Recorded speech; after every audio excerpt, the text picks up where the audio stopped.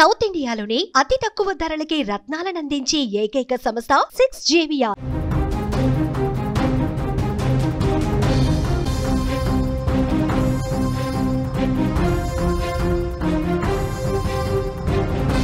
అగ్రరాజ్యం అమెరికాకు ప్రపంచ గురువుగా ఎదుగుతున్న భారత్కు మధ్య ఏమాత్రం పడటం లేదు. డొనాల్డ్ ట్రంప్ అగ్రరాజ్యానికి అధ్యక్షుడిగా ఎన్నికైన తర్వాత భారత్తో తమ సంబంధాలను ఎలా కొనసాగించాలనే విషయంలో అమెరికా పాలకులు తర్జన భర్జన పడుతున్నారు. నిజానికి అమెరికా విధానాలు, నిర్ణయాలు ప్రపంచానికి తెలియనివేం కావు. అవి కేవలం తమ ప్రయోజనాలు మాత్రమే చూసుకుంటాయి.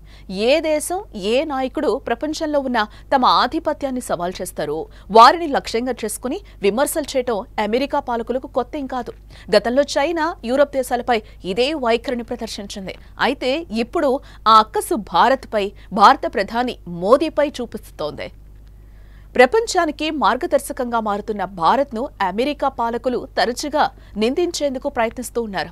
రష్యా యుక్రెయిన్ యుద్ధానికి భారతే కారణమని, రష్యా నుంచి చమురు కొనుగోలు చేస్తూ ఆ దేశానికి మోదీ సాయం చేస్తున్నారని వైట్ హౌస్ వర్గాలు ఆరోపిస్తున్నాయి. కానీ యుక్రెయిన్కు అపారమైన ఆర్థిక, సైనిక సహాయం చేస్తూ పరోక్షంగా యుద్ధాన్ని పొడిగిస్తున్నది అమెరికానే అని ప్రపంచానికి కూడా తెలుసు.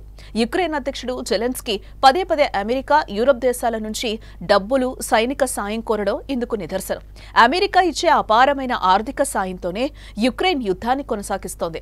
వాస్తవం ఇలా ఉండగా అమెరికా పాలకులు ప్రధాని మోదీపై నోటి దురుసు చూపుతూ ఆయనే రష్యా యుక్రెయిన్ యుద్ధానికి కారణమన్నట్లుగా మాట్లాడుతున్నారు. తాజాగా భారత్పై America White House adviser Peter Navarro మరోసారి నోరు పారేసుకున్నాడు. రష్యా నుంచి ఆయిల్ కొనుగోలు చేస్తూ యుక్రెయిన్పై యుద్ధాన్ని భారత ప్రధానమంత్రి నరేంద్ర మోదీ నడిపిస్తున్నారని ఆరోపించారు. ఎవరి నుంచైనా ఆయిల్ కొంటామని ఇండియన్స్ అహంకారంతో మాట్లాడటం నాకు నచ్చడం లేదు.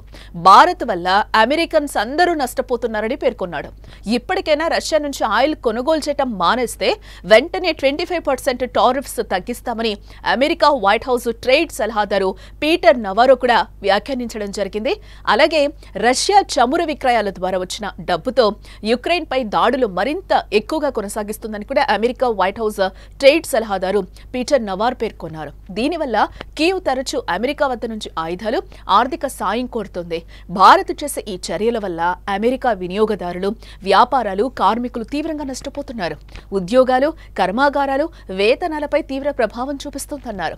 నరేంద్ర మోదీ గొప్ప నాయకుడు, భారత్ ఒక పరిపక్వ ప్రజాస్వామ్యం. కానీ రష్యా నుంచి ఆయిల్ కొనుగోలు చేసి మోదీ యుద్ధాన్ని పరోక్షంగా ప్రోత్సహిస్తున్నారని ఆయన తీవ్రంగా విమర్శించారు.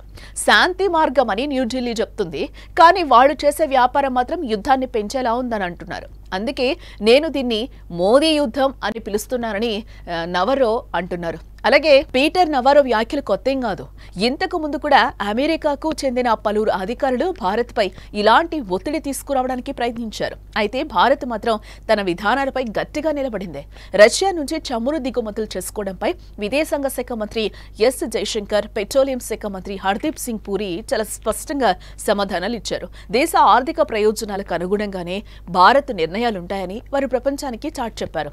ఇది అమెరికా, పశ్చిమ దేశాలకు మింగుడు పట్టం లేదు.